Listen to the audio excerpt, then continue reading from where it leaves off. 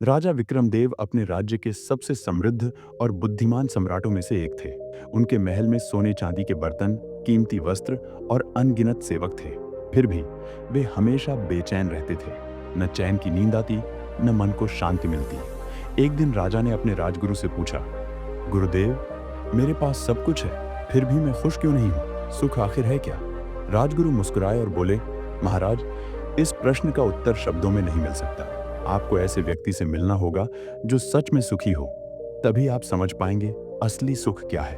राजा ने राजगुरु की बात मानी और पूरे राज्य में आदेश दिया, जो व्यक्ति सच्चे सुख का रहस्य जानता हो, उसे मेरे दरबार में लाया जाए। दिन बीतते गए, पर कोई ऐसा व्यक्ति नहीं मिला। परंतु एक दिन एक सैनिक ने सूचना दी, महाराज, गांव के किनारे एक लोहार है जो हमेशा मुस्कुराता रहता है। राजा स्वयं भेष बदलकर उस गांव पहुंचे।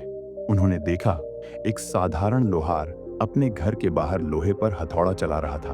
पसीने से भीग चुका था, पर चेहरे पर एक प्यारी सी संतोष भरी मुस्कान थी। राजा ने पूछा, भाई, तुम्हारा नाम क्या है? लोहार बोला, मेरा नाम गोपाल है जनाब। राजा ने कहा, सुना है तुम बहुत सुखी हो, क्या सच में तुम अपने जीवन से खुश हो? गोपाल मुस्कुराया, हाँ जनाब, मैं रोज मेहनत करता हूँ, परिवार को भोजन खिलाता हूँ और रात को भगवान का धन्यवाद देकर सो जाता हूँ। यही मेरा सुख है। राजा ने पूछा, पर तुम्हारे पास महल नहीं, धन दौलत नहीं, फिर भी कैसे खुश रहते हो? गोपाल ने कहा, महाराज, असली सुख वस्तुओं में नहीं, संतोष में है। जब मन अपनी हैसियत को समझकर जीता है, तभी जीवन हल्का हो जाता है। अगले दिन राजा ने सोचा, क्या सच में इतना सरल है असली सुख? पर विश्वास नहीं हुआ। उसने गोपाल को 100 स्वर्ण मुद्राएं गुप्त रूप से दी और देखा। जब गोपाल के घर सोने की थैली आई तो वह चौंक गया। वह डरने लगा कि कहीं चोरी न हो जाए। उसे अब चैन नहीं था। वह रात भर नहीं सो सका। अगला दिन आया। गोपाल का चेहरा उदास था, उसका मन अशांत था। वह हथौड़ा उठाते समय कांप जाता था। राजा ने पूछा, गोपाल, अब तुम्हारा चेहरा क्यों उदास है? गोपाल बोला, साहब, 2 दिन पहले घर के बाहर सोने की थैली मिली, तब से डरता हूं कि कहीं कोई इसे छीन न ले। अब चैन से सो नहीं पाता। राजा ने कहा, तो सोने से सुख मिला या दुख?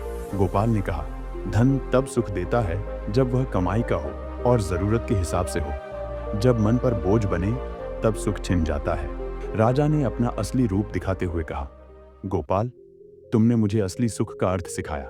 मैंने महल में सोना तोड़ा, पर संतोष खो दिया। तुमने सच में मुझे वह ज्ञान दिया जो बड़ा ही अनमोल है।